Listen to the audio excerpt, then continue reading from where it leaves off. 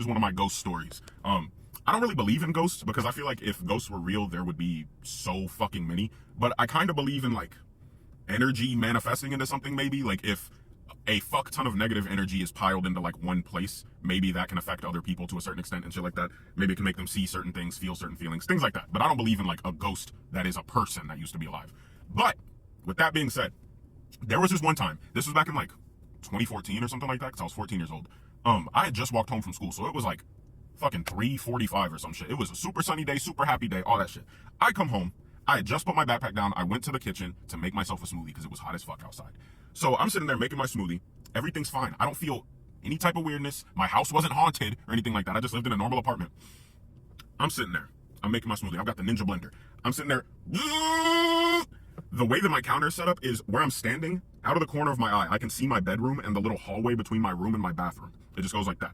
So while I'm using my blender, out of the corner of my eye, not like the very corner, just out of my periphery, I see a bald man in a mask and scrubs slowly walk out of my bathroom and into my bedroom, and then my bedroom door slowly closed. Not all the way, it just went. When I tell you I abandoned that fucking smoothie, dude, my poor cat, my cat at the time, I scooped her up so goddamn, she said, and I felt so bad. I don't give a fuck. I dashed, mid-dash, got her ass out of the house. I was gone, and I ran down the fucking street, dude, because I didn't immediately go ghost.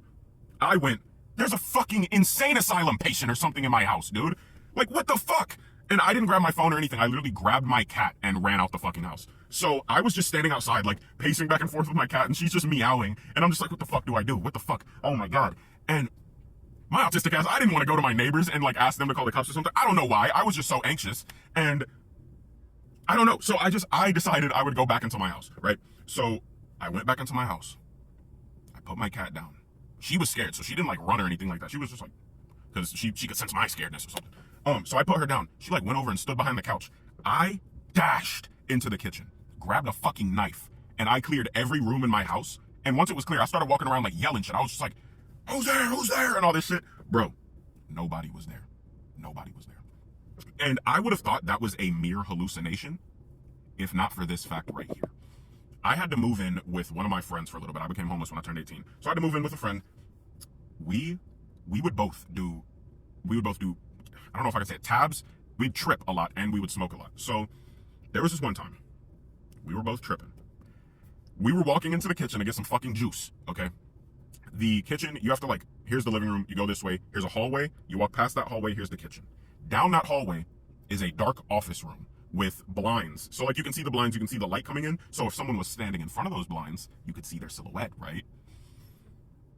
I walk to the kitchen. My homie walks behind me. He glances into the hallway, looks back, freezes. We're both tripping right now. So he freezes and he's like, TJ, do you see somebody in the room down the hallway? And I was just like, top 10 worst things to say to somebody while they're peeking, bro. So I'm like, let me take a look. So I peek around the fucking corner. Dog, that nigga was standing in that room. And we both saw it, dude. Oh my fucking God. It was dark, so you couldn't, like, see his face or anything. But I knew it was him, okay? There's something I gotta explain about this, because I've seen this has happened 3 times. Every time I've seen him, that first time that I saw him, fear. Pure fight or flight. Like, pure, if I could describe it in a sound, it would be like, or something, dude. Pure fear erupts in my body when I see him. I haven't seen him since, but there was a 3rd time I saw him. But when I saw him that first day in the house, every hair on my body, every sense in my body, every instinct was just like, not even just like run. It was like, get out, get out, get out, get out. And so when I saw him again in this house while tripping, I just got cold. I can't even describe to you the type of fear I felt. I literally peeked around the corner of the kitchen and was like, we're going outside. Like, I immediately was just like, we are going outside. I'm not confronting shit right now, dude. We went outside, came back, nothing was there, obviously. But there was a 3rd time. This time, I was in this man's basement, same friend. I didn't see him this time. I didn't see him. But there was in his basement, it was super dark. His PC was down there. You go around the corner, like, here's his PC. You walk around this corner. Here's a bathroom. You keep going. There's the staircase. I'm walking around the corner to go upstairs. Before I pass the bathroom is pitch black because it's dark down here. before I passed the bathroom. God, thinking about it is making me fucking, dude. God, thinking about it is making me shaky. Before I walked around the corner to the bathroom, I'm literally a foot away from passing the door frame. I fucking froze. It was literally like a ding noise went off in my head. And I started fucking shaking. I started having like an asthma attack, dude. He was in that bathroom. I know he was in that bathroom. And again, I do not believe in ghosts, okay? I don't believe in any of that shit. So I don't know what the fuck this was. But I couldn't pass the bathroom because if I did, I would have to pass within 5 feet of the doorway.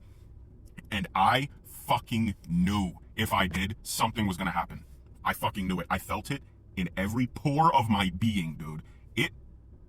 It's the most fear I've ever felt in my life, seeing that nigga. The most fear I've ever felt in my life, except there was another time, I'm pretty sure it was the same thing. I was tripping again. I'll tell this story if y'all want to hear it. I told it before, but I'll tell it again because I didn't tell it very well. I was tripping by myself once, and I almost got my consciousness ripped out of my head by something, okay? I'm going to tell that story, actually. So if you want to hear it, go to my video after this one, and it'll be about that. But that's my ghost story. That's like the most ghosty thing that's ever happened. Obviously, I've had shit where like I've heard noises, and like I think I've seen like a shadow person and stuff. But this I saw. Like when I say, in the beginning, I don't know if I specified, when I saw him in my periphery in my house, I didn't just keep him in my periphery. He started walking out of my bathroom. I saw him in the periphery, and I went and watched him walk into my fucking room. The most terrifying thing I've ever experienced, I think. Yeah, I think that might be the most terrifying thing I've ever experienced. That shit was fucking ridiculous.